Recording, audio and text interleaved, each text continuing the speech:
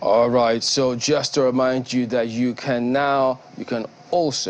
equally get your voices heard, and whatever you think you may have gotten way above your chest, look at the social media handles with which you can get across to us the hashtag 2023 verdict. Yeah, if we'll keep an eye on Sunrise Daily now, because we know it's your traditional handle, so we understand that. And then look at that as well, 2023 verdict at channelcv.com. You can also send your messages there, because we will take them. We're taking a look at all those handles, all for you to get your voices heard on the 2023 verdict.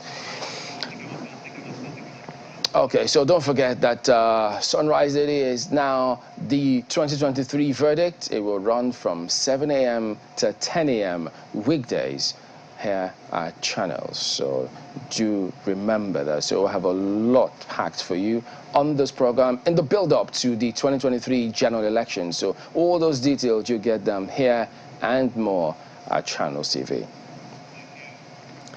So as you may have seen, joining us now to discuss the state of the nation, Yakubu Mekel, President of the Nigerian Bar Association. Good morning, sir. Thank you for coming on today. Good morning, Champion. Well, we did listen to your piece, and there were, I know you had several response questions, inquiry about what informed that decision, what happens thereafter. So perhaps you could even tell us, I mean, how did you, because there are several people who will not be on the same page with you, even lawyers, who will say, no, we don't quite buy this. So what must have been going through your mindset, your experiences, before you decided, look, I've had enough, I need to do this, and let the country know that we lawyers are culpable, which warranted your apology? Yeah, thank you very much, Chamberlain, for that question. I think it's important for me to put this in context. And so it's very, very imperative to know where I'm coming from. Number one, I never applied to read law. I never did. I was in 1985, having finished my School of Basic Studies. I read physics, chemistry, biology. I was admitted to read veterinary medicine. I was already a student of veterinary medicine when I met a friend of mine on campus who told me that I'd been admitted to read law. Fast forward, I withdrew my admission from veterinary medicine, still do not know how I was admitted to read law. Out of what perhaps I would term truancy, I decided to go to the Faculty of Law. Today, by the special grace of God, I am not only a lawyer, a senior advocate of Nigeria, and God has propelled me to the position of being the president of the Nigerian Bar Association. So you can see the God factor in all of this. It's not about me. And for God to put in my heart the thoughts and the understanding of who we are as lawyers, and to come to the place where I could offer an apology. So you would know that this is not just about me. It's not about what I think. It's not about what I feel. It's about what God has allowed me to experience. And so, motivated by a bit of understanding of the responsibility of lawyers to the society.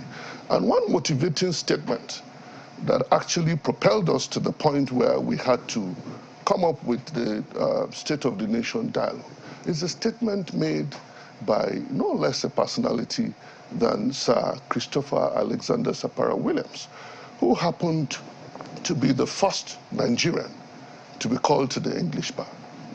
And he said, the legal practitioner lives for the direction of his people and for the advancement of the cause of his country.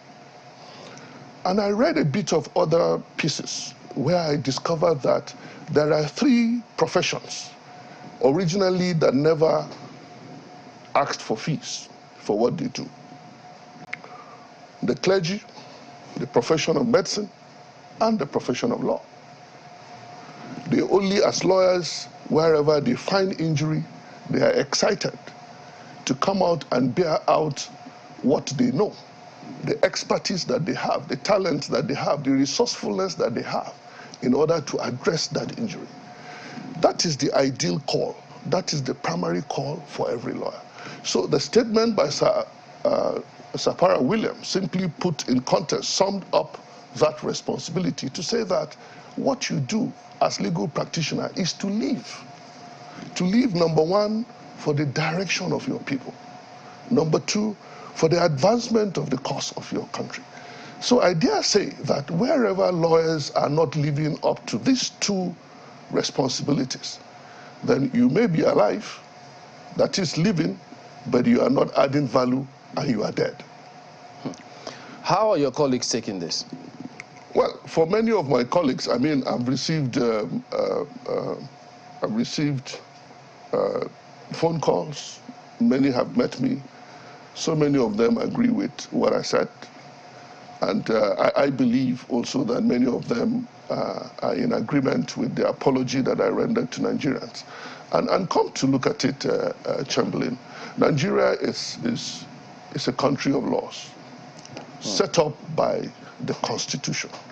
Every other thing that you do within the territory of Nigeria, the structures that have been put in place in Nigeria, how we conduct ourselves, how we shouldn't conduct ourselves, are all a function of law. And it is only the legal practitioners or the members of the legal profession that are privileged, and it's a privilege, to be schooled and trained on the subject of law. And all that everyone is looking for within the entity called Nigeria is what we describe as justice. We are also called ministers in the temple of justice. That is to say, our primary responsibility to the people and to the country is to dispense justice. Now, I found also a statement made by Uthman Anfojo that is very, very profound and deep. And it's apt to refer to that statement because Nigeria is a very religious country. And I'm sure you agree with me on that. He said, a people can exist without religion, but they cannot exist without justice. And here we are, as ministers in the temple of justice. It is our responsibility to dispense justice. So our existence is directly connected with the presence or otherwise of justice. And only we can provide justice. Not out of sheer arrogance, but because of the privilege, like I said, of having been schooled on the subject of law, and it is within the ambit of this law that you deliver justice. What you call justice is understanding what the laws have provided, acting within the remit of the law, within the ambit of the law. If there are disputes between Mr. A and Mr. B, it is what the law says should be the situation that is applied to the facts of that case. And at the end of the day, the product that comes out of that adjudication or resolution of that dispute is what is called justice. And everyone that is involved, including those onlookers, would carry that as binding on them. It becomes a precedence for how you would conduct your life subsequently. And that is all about what lawyers are called to do. And that is why if we are experiencing what we are going through right now, I want to say with all due respect that it is not unconnected with the fact that we have abdicated that responsibility. And let me make this point. Sapara Williams made that statement. How many lawyers today are reputed for treading that path of being a direction to the people and advancing the cause of the country? We are more reputed for how much fees we charge. And I'm not saying that it's wrong to charge fees, but you should be motivated by the need to serve justice on the people. I mean, a laborer is worthy of his wages, but then let money not be the motivation. And that is where we are missing it. Because if we are all motivated by the need to serve justice, and justice is the goal that we are looking at part-time, we will not conduct ourselves unprofessionally, unethically, because it is only when you take your eyes off that ball of justice that you begin to do everything, that you think you must do in order to win your case. And don't forget, Mark, this is a profession that you are you are entitled to your fees, not necessarily because you have won your case. No matter how much the fees are.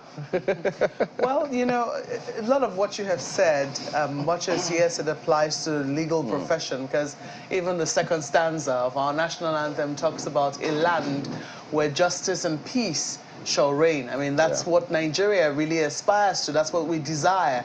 I think that's what we pray to God for, to be a land where justice and peace shall reign. And if you look at what it is that you've said, quite profound, applies not just to what we're talking about today, 2023 elections, but also to our everyday existence, our existence as a people, our grand norm, the Constitution itself. Is it the law that brings about justice? Is it something that is skewed in favor of a few or skewed in favor of some to the detriment of others? They're big questions, and we see that struggle happening almost every day. It's part of what it is that some of the candidates are also campaigning upon, the fact that there needs to be restructuring, etc., etc. But I want to bring it to the 2023 polls.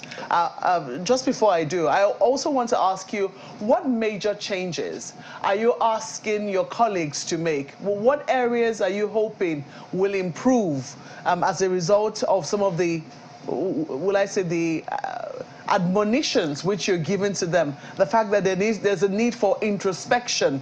What areas are you really hoping will improve as a result of what it is that you're saying? Okay, so we are settled on the fact that the legal professionals are the ones to provide leadership. For every leader to be able to lead, he needs to earn the confidence of those who would follow him. So we require the confidence of the people. And how are we going to earn that? We can only earn that when we conduct ourselves properly. And how do I mean? We have to look at our rules of professional conduct.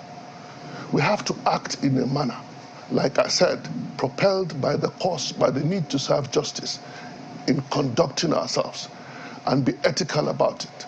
That is the only way we can earn the confidence of the public to say that, well, these gentlemen that are called to the position of leadership are giving us leadership because they are concerned about us.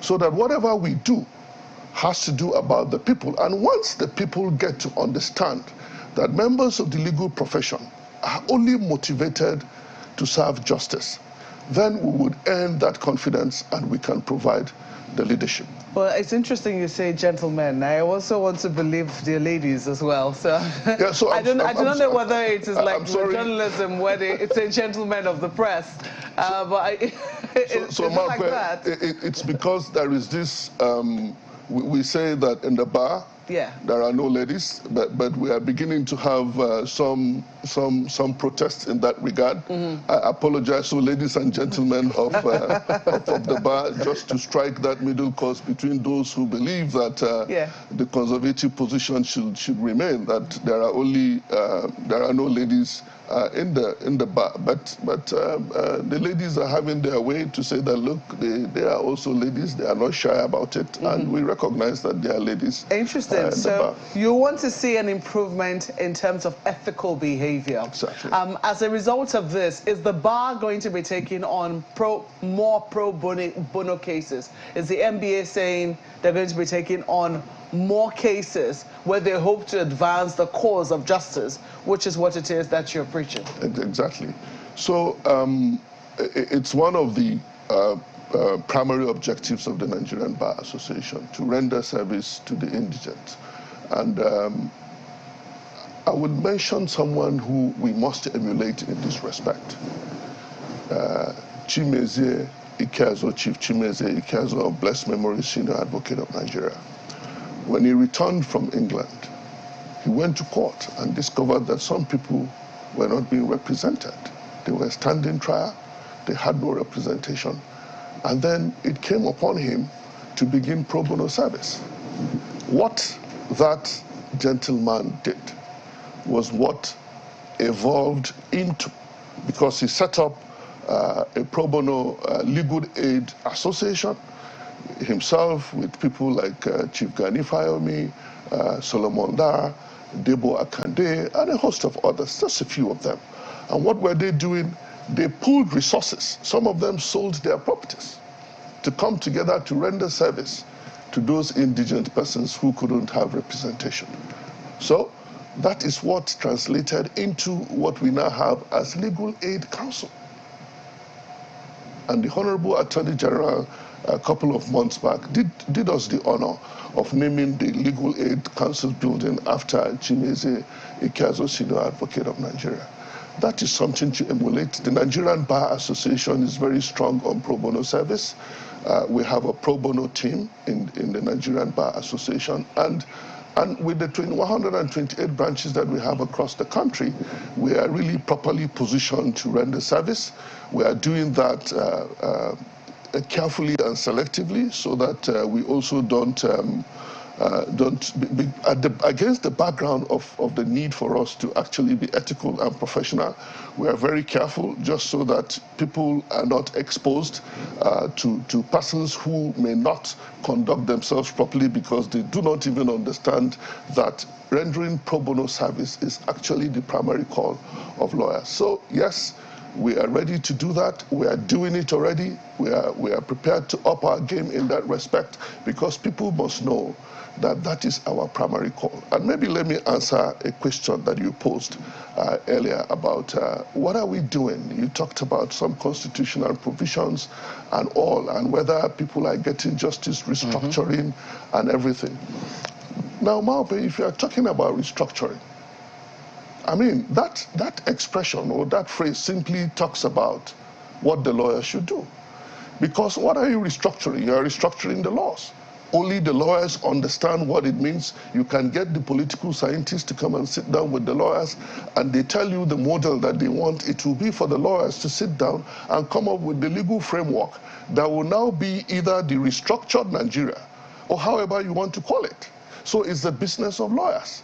Now, the issue of justice, there are portions of the Constitution that we discovered that, oh, okay, we cannot interrogate government with respect to the issues of security. We cannot interrogate government with the issue of health. We can't interrogate government with respect to issue of the education, except for the extent to which the National Assembly has made laws in this regard.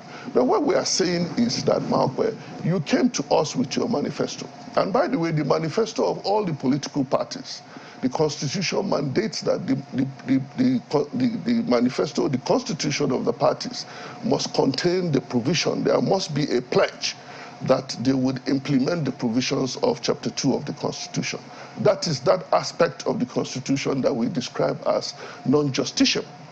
So we are saying that if a subsequent section in the Constitution mandates you to put this provision in your own Constitution, it is the basis upon which you have come to ask for this social contract with the people, to say, vote for me, and we've voted for you.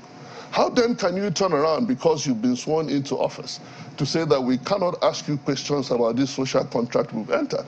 If you are not giving us health, how then is right to life even meaningful, which I can enforce, when your neglect about my health, your neglect about my security has exposed me to the threat to my life, and I will lose my life because security is not provided, health is not provided, and you are asking me, oh, I can enforce my fundamental right to life, but the things that would guarantee me living, I shouldn't ask questions about that. We are saying no.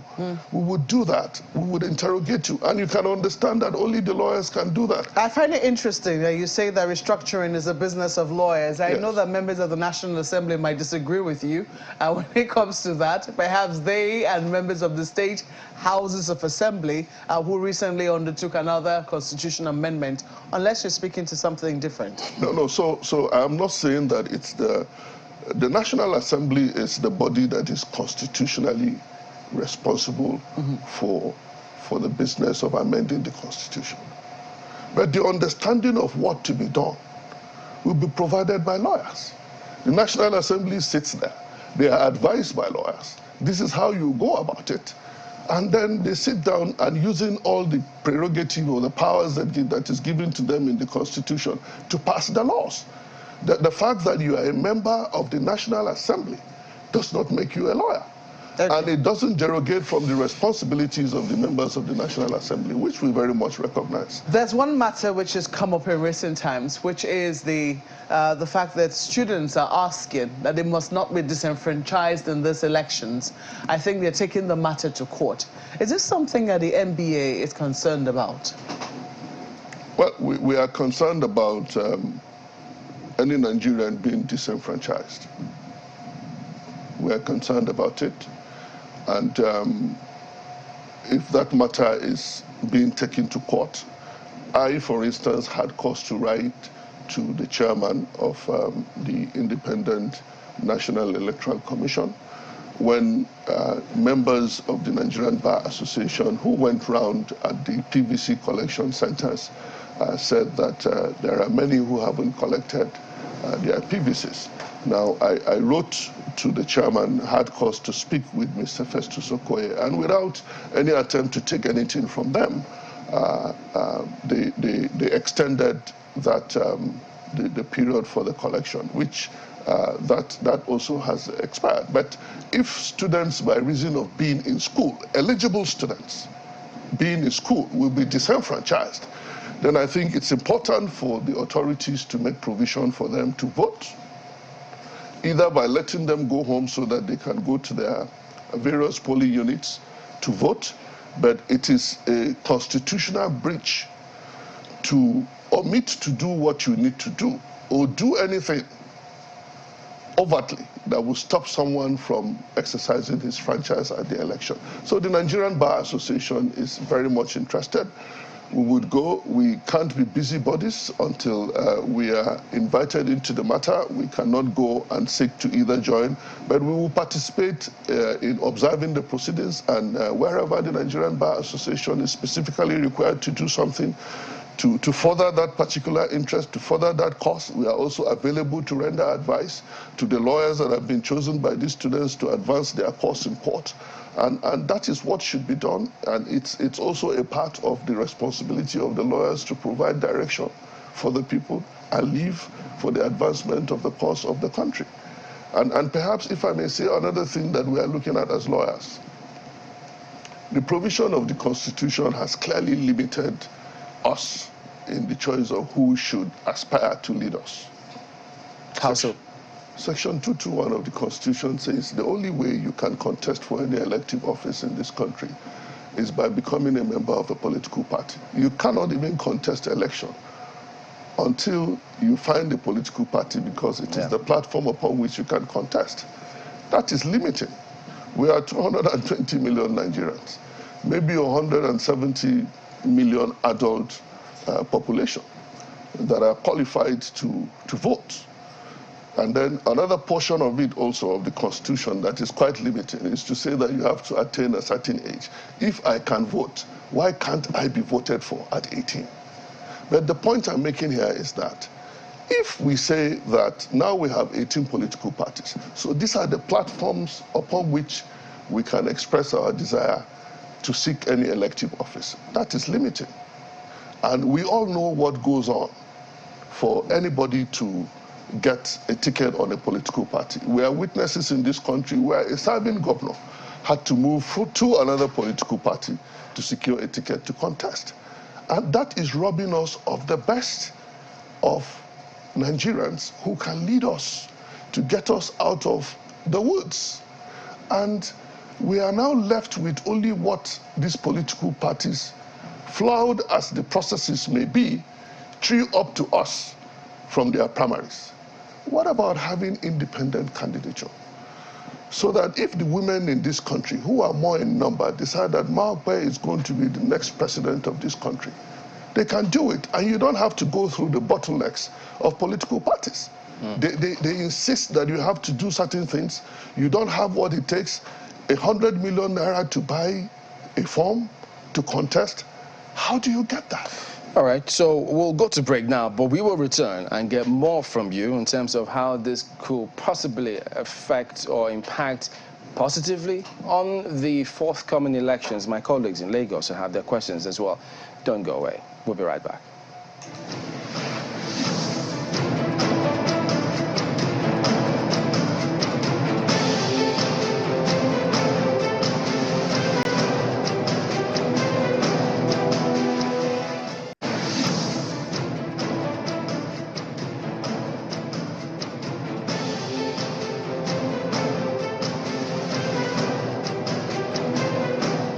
Welcome back to the verdict, the 2023 verdict. So Sunrise Today will now be the 2023 verdict, and it will be from 7 a.m. to 10 a.m. weekdays here at Channels.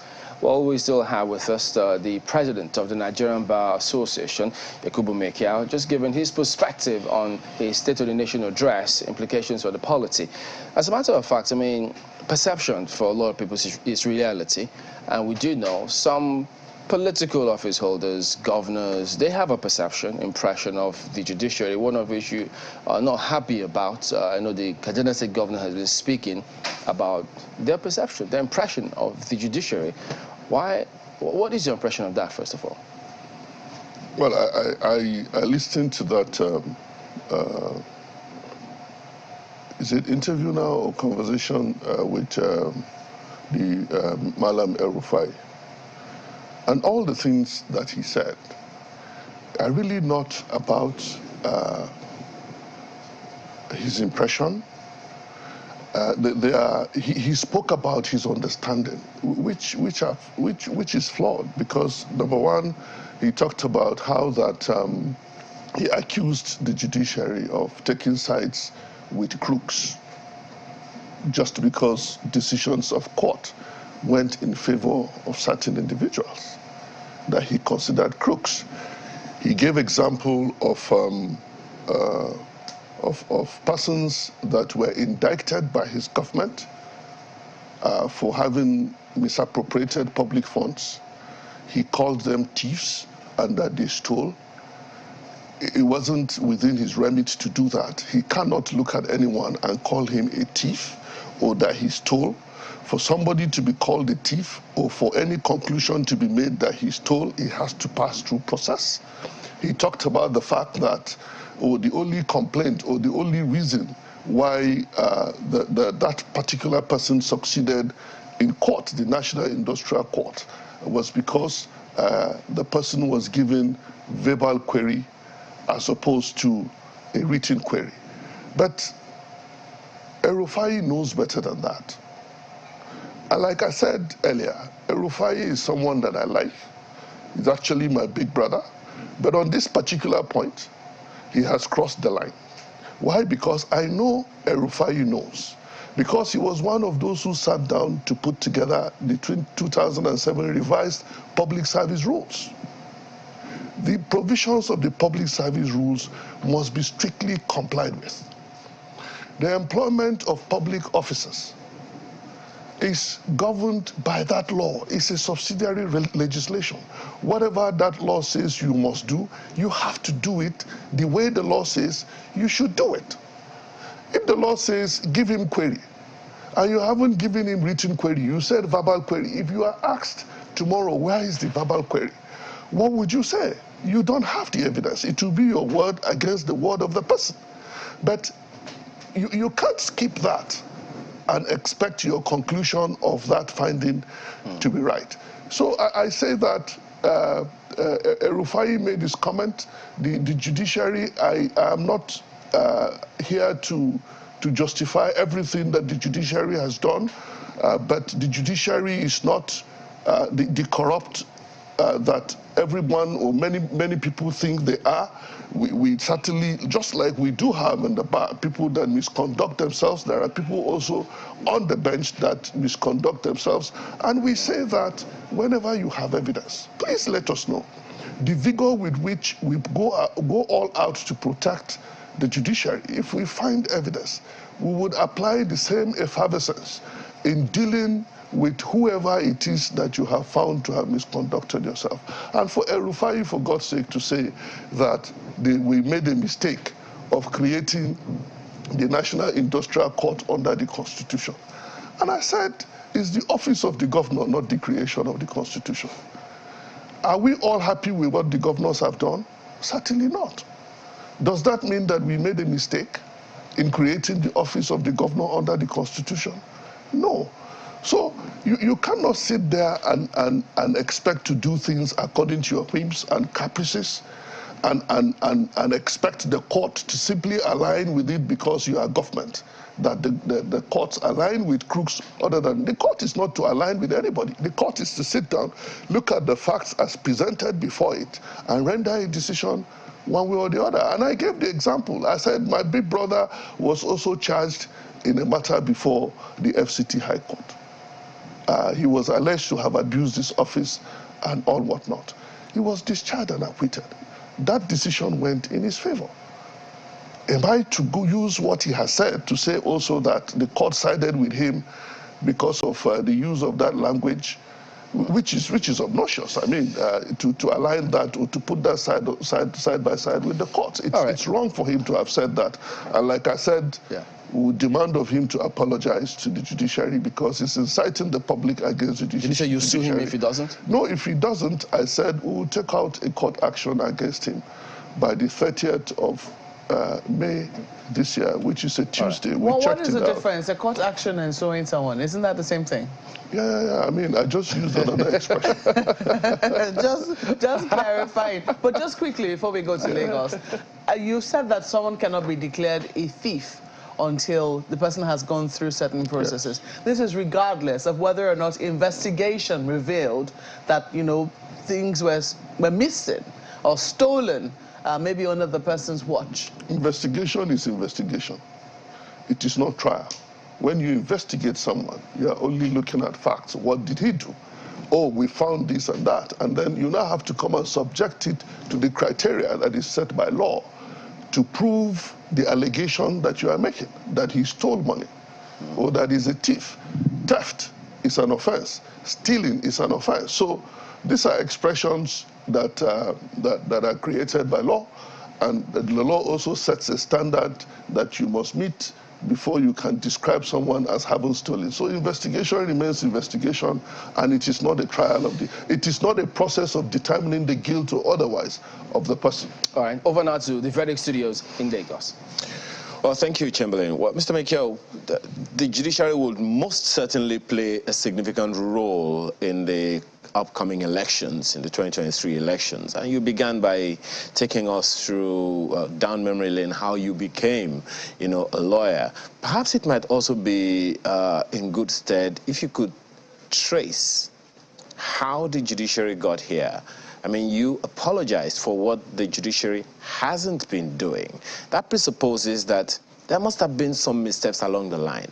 Those who know would know that irrespective of what government is in office, the judiciary is always in office. The judiciary is always functioning. The legislature takes a holiday, the executive may change a little bit, but the judiciary is always constant. So at what point would you say the judiciary stopped playing the role that for which you are apologizing that it hasn't been playing? Thank you very much. Maybe a little bit of correction, even though you can also be right. I didn't apologize simpliciter for the judiciary. I apologized for the failures of the members of the legal profession, which also includes those that serve on the bench and those of us that are at the bar. So to that extent, yes, the judiciary is involved. And I believe that there are many things that we ought to have done, like I said, flowing from that statement of Sapara Williams about giving direction to the people and also advancing the cause of the nation. There are many members of the bench that have, in one way or the other, missed the mark, missed the focus, and those ones have been dealt with. The ones that have been identified have been dealt with. It's a continuous process. Those that haven't been found, but there are suspicions that some compromise their positions. Well, we cannot use suspicion as a basis to condemn the judiciary because it's still suspicion. Suspicion, I mean, for all you care, you can suspect that someone is indulging in one form of criminality or the other, but without evidence and without the process of law being followed to find him guilty of having committed that particular offense, you cannot say conclusively.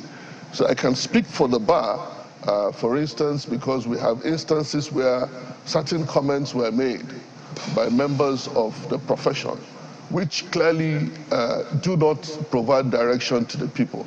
Because I tell you, for instance, where you find a senior member of the bar, go out there to say that courts are supermarkets. And you find that same person go to court tomorrow in order to ventilate the grievance of his client. What signal are you sending to the public? Are you giving direction to the public, or you are simply confusing the public? In one breath, you have made a general statement that the courts are supermarkets, only where only the rich shop, and then the next moment we see you go to court. Well, what are you saying? So those are some of the things that have eroded the confidence of the public.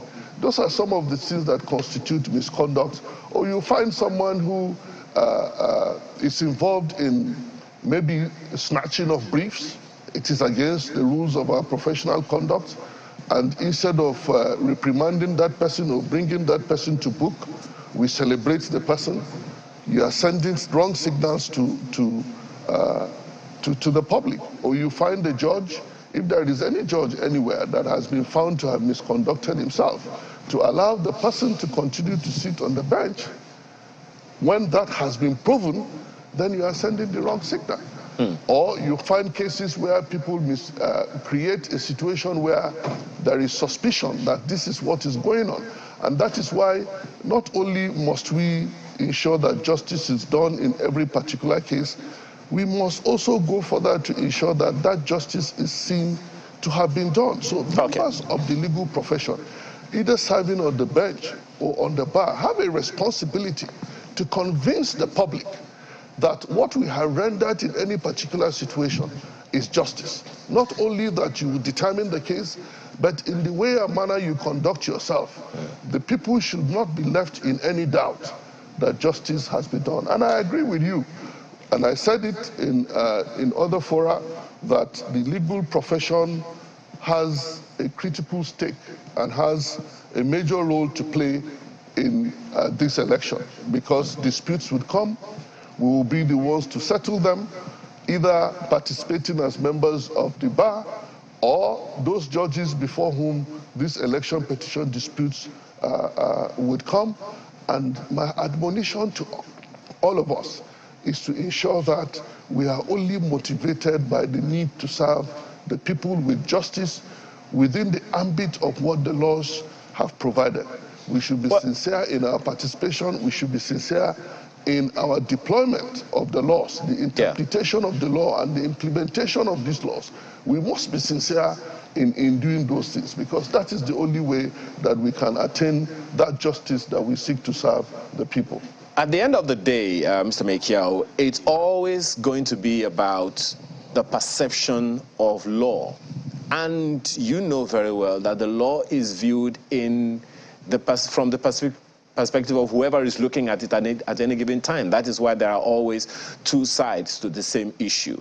So going into the elections, and as you have said, disputes are going to arise. Thankfully, it would seem like the days of injunctions and counter-injunctions have come and gone.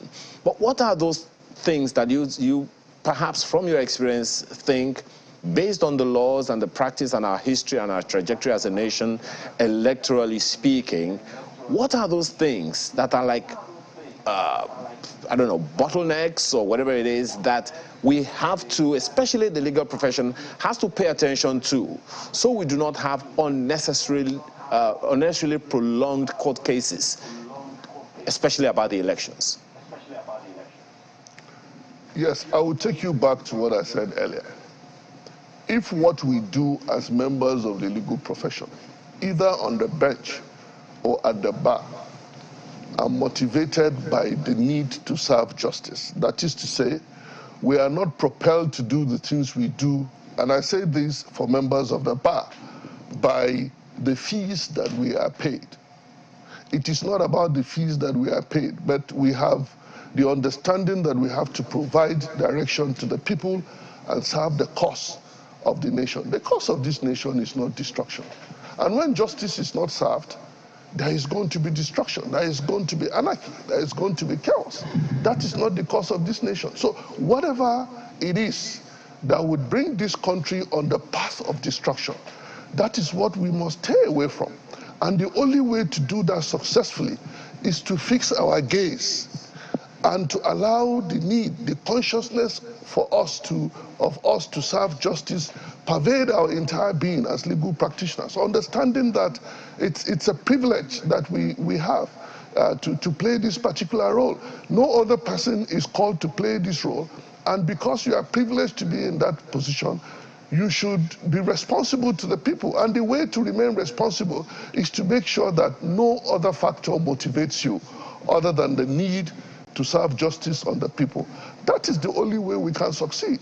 Absent of that, I mean, we all have prejudices. Judges do have prejudices. Lawyers do have prejudices. But you must allow yourself, you must not allow yourself to be controlled by your prejudice.